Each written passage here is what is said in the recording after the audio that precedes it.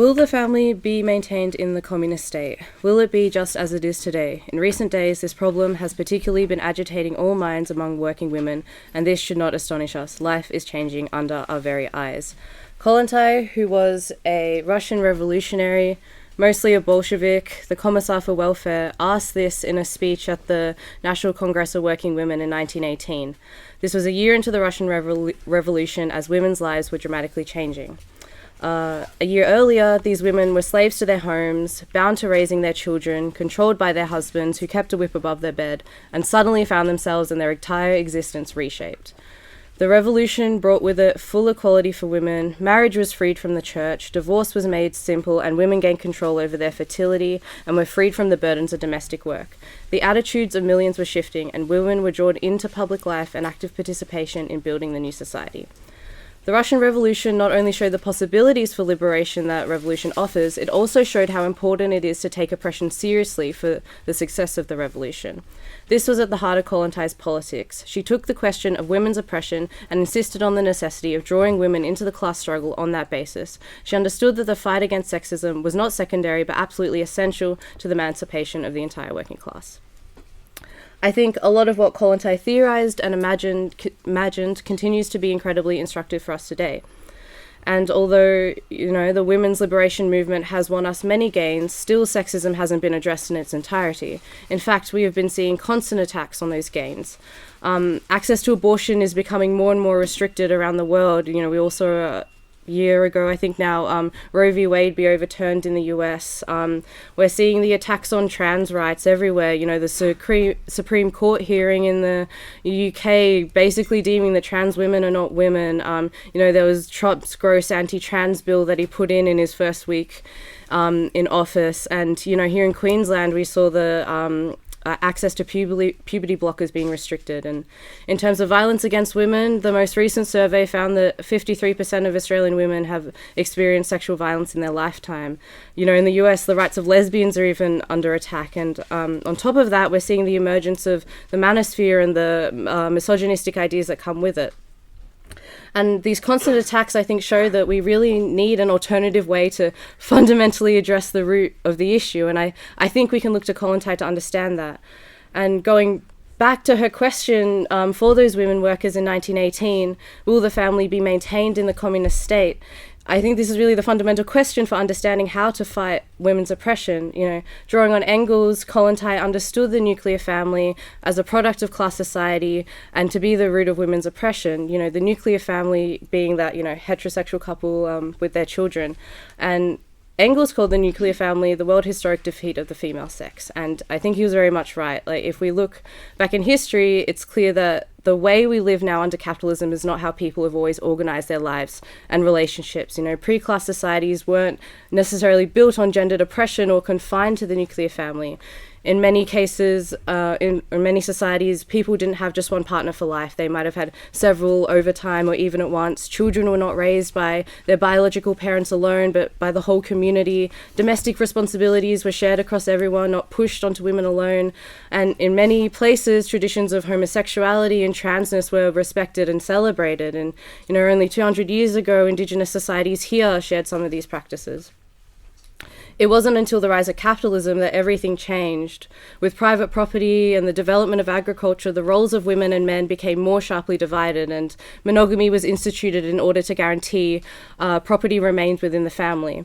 But it wasn't until the development of capitalism and the move from agricultural societies to work in the cities that the deeply oppressive nature of the family was entrenched. Men, women, and children, the whole family were drawn into the workforce for survival.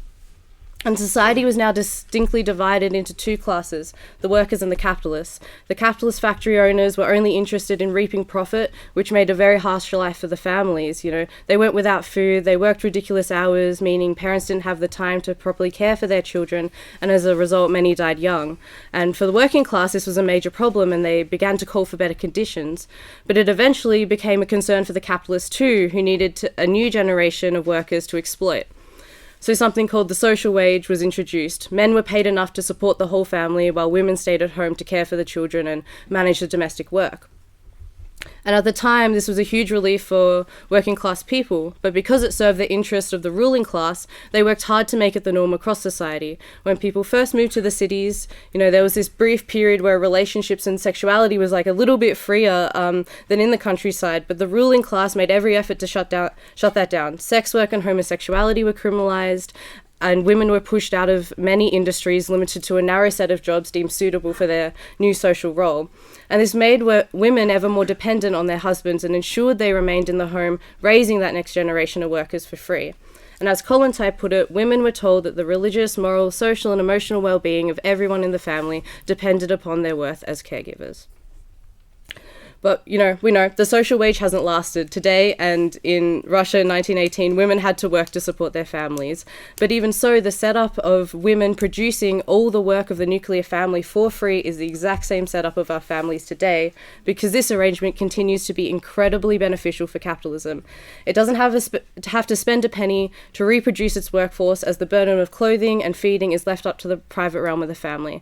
And so for its own benefit, capitalism continues to codify the family and entrench sexist ideas to justify the gender roles that come with it. Kollontai's revolutionary understanding of sexism and the role of the nuclear family under capitalism helps us make sense of all the ways that it constrains our lives. It helps us understand why the question of sexism is not the choices we make, but those we have available under a system that needs a family and to maintain women's oppression.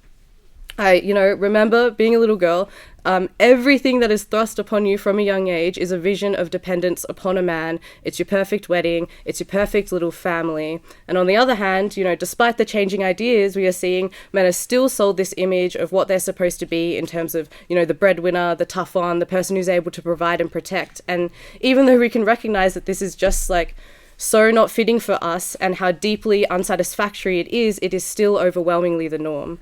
And that's because capitalism ensures that we are forced to organize our lives into the nuclear family by thrusting a range of oppressive burdens and restrictions upon working people to ensure it.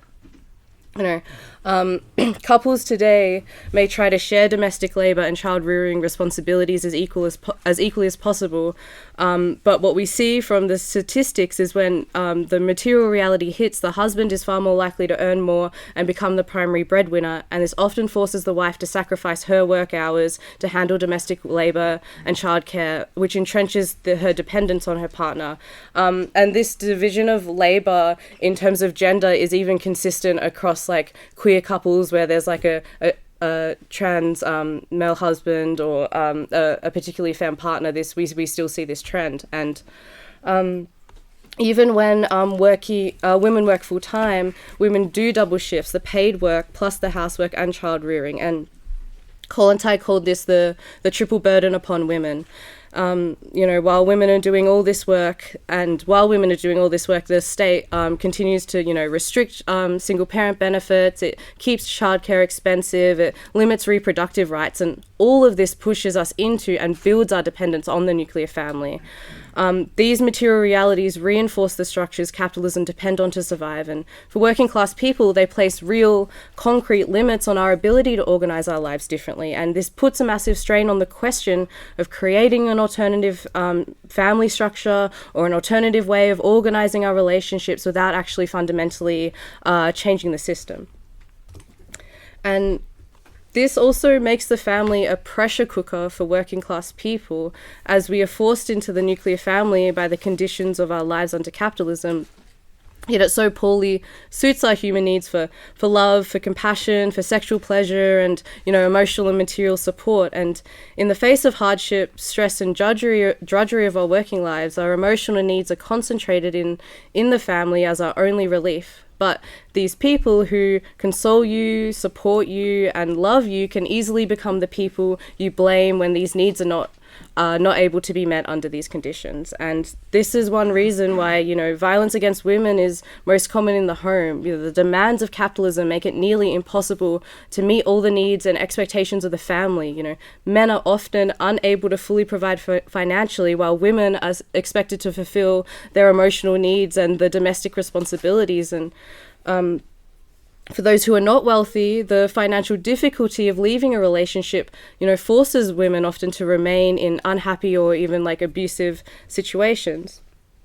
And Marx described the family as both a haven and a hell, and Kollontai was especially clear on and critical of this dynamic. She recognized that the problem was not only financial interdependence, but also the emotional interdependence of the nuclear family, which severely limits our capacity to love freely and dynamically. Kollontai understood that capitalism fosters a deep, lonely individualism while restricting the potential for real community that could solve that. And she said, "We still live and think under the heavy hand of an unavoidable loneliness of spirit.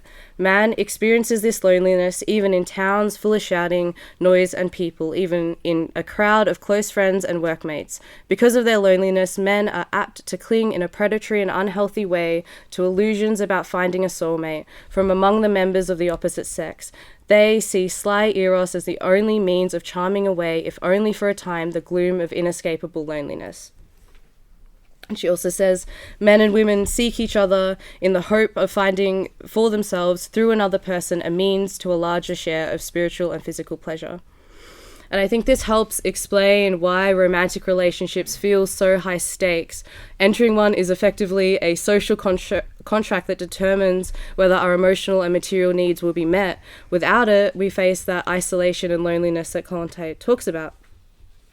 And she describes it as property rights are extended into the emotional and spiritual world of the other person, creating an intense pressure to control and possess.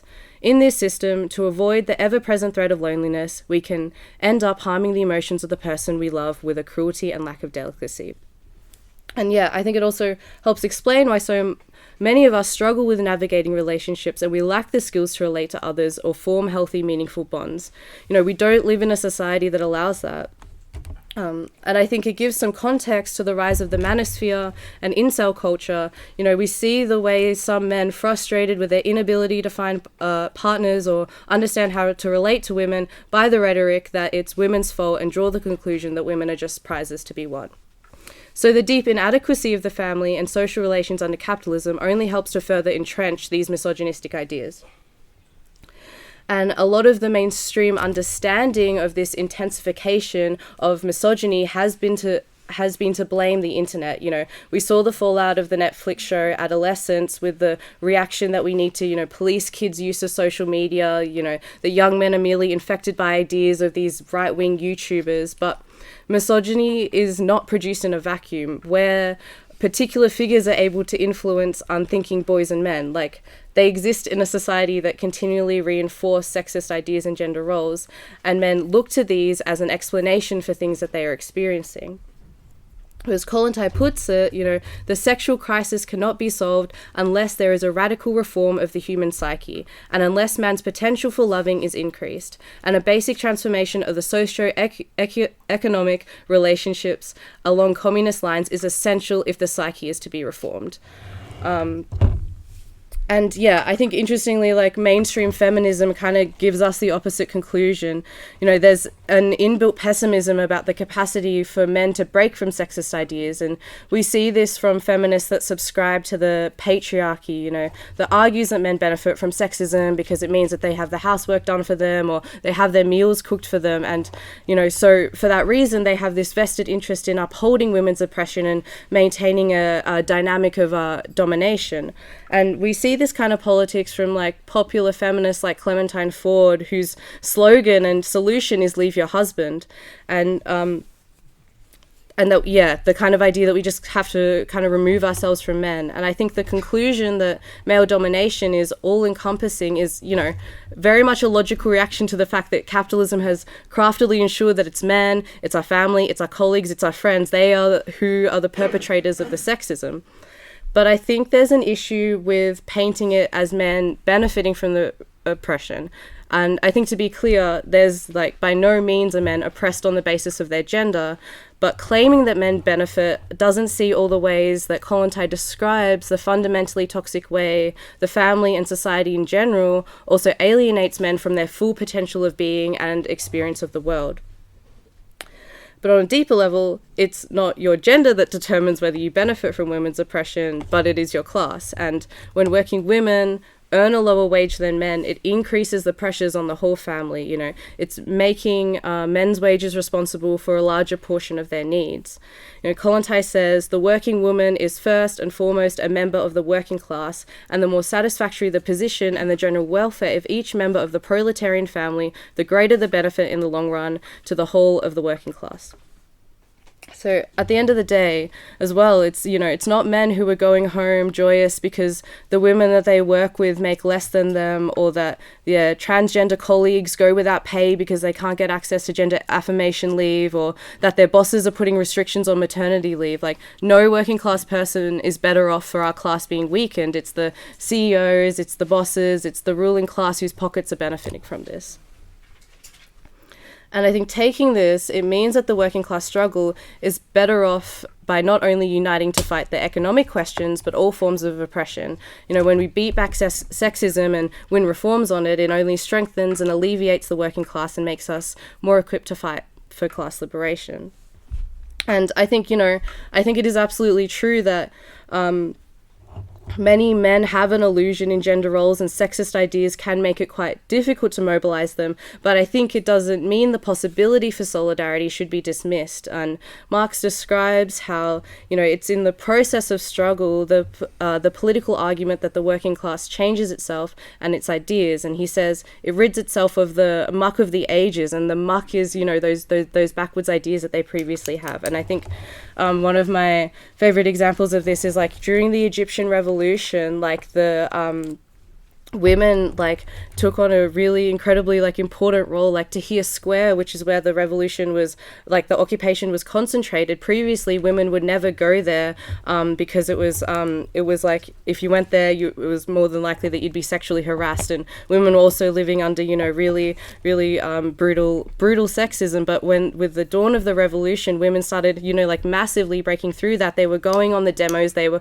leading the demos, they were really involved in the organization of the life of the square, not only, like, the you know, the domestic responsibilities, but things like, you know, policing the borders and stuff like that. They were taking a really active and important role in that, and it was men and women doing that together, united. And, you know, for the first, I didn't write it down, but, like, there's this a quote from this Egyptian revolutionary, and she says, like, for the first time women weren't afraid to go into Tahrir Square. Like, for the first time it was safe. And I think that's an example of the way struggle can massively change people's ideas and cut against the previous way it was. But yeah, I think on that, like, Kollontai's understanding of class politics is not only instructive for understanding who we should unite with, but also who we shouldn't unite with. And she was very clear that bourgeois women have diverging interests from working class women, that they will only go so far for women's rights, but will never actually seek to challenge the system alongside us, because that would be to portray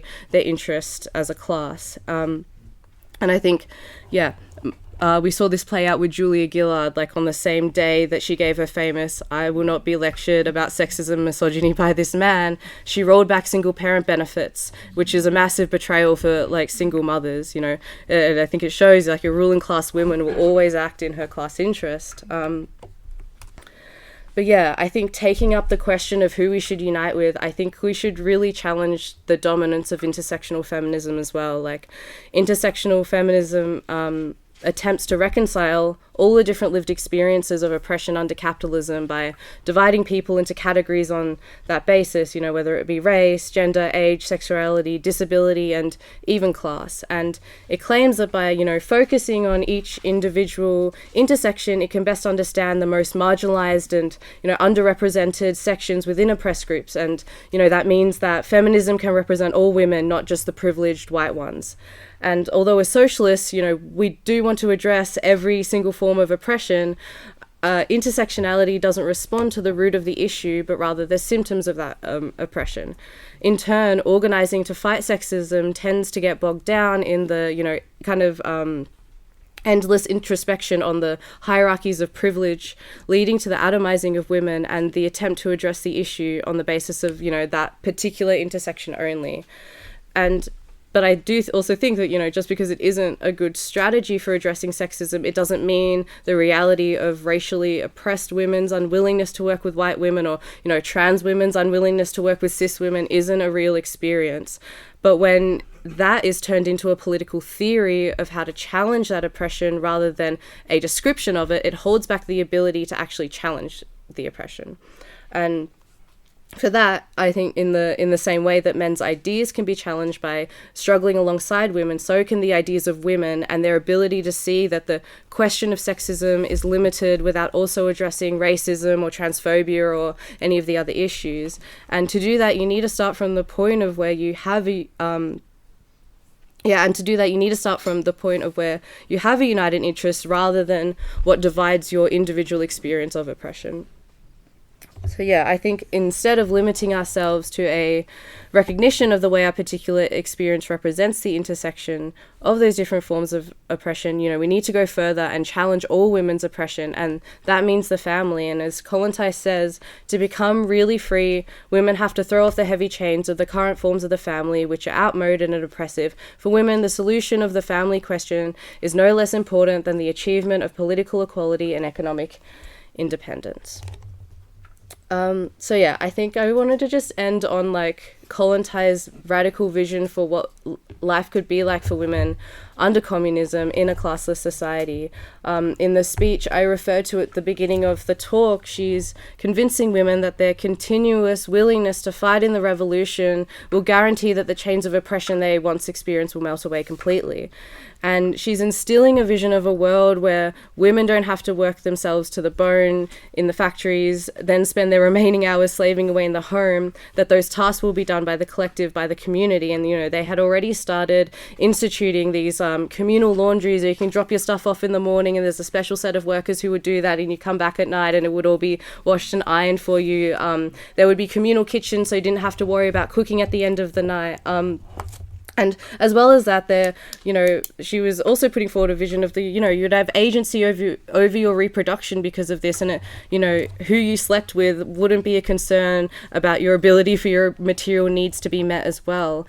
And also she had this, vision of children being brought up collectively and, having playgrounds and gardens and different types of schools. And in order to ensure that no mother would be chained down by motherhood and she could choose to participate in it in the way she wants to, and give women the opportunity to explore things about herself, like her interests and her loves that are separate from the family.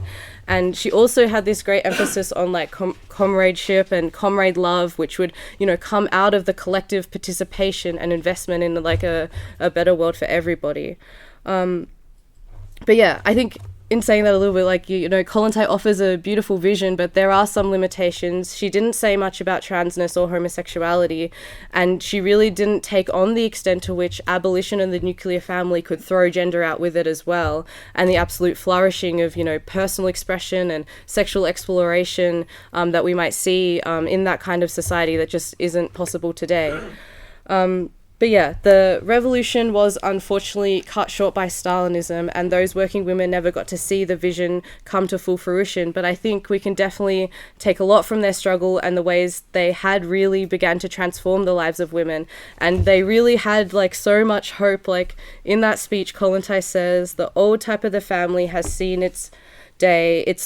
It is a result of the changed conditions of life. The family is ceasing to be a necessity of the state as it was in the past. On the contrary, it is worse than useless, since it needlessly holds back the female workers from more productive and far more serious work. And I think it's our job to build the class struggle towards the revolution that will guarantee we'll be able to say this with that amount of confidence again.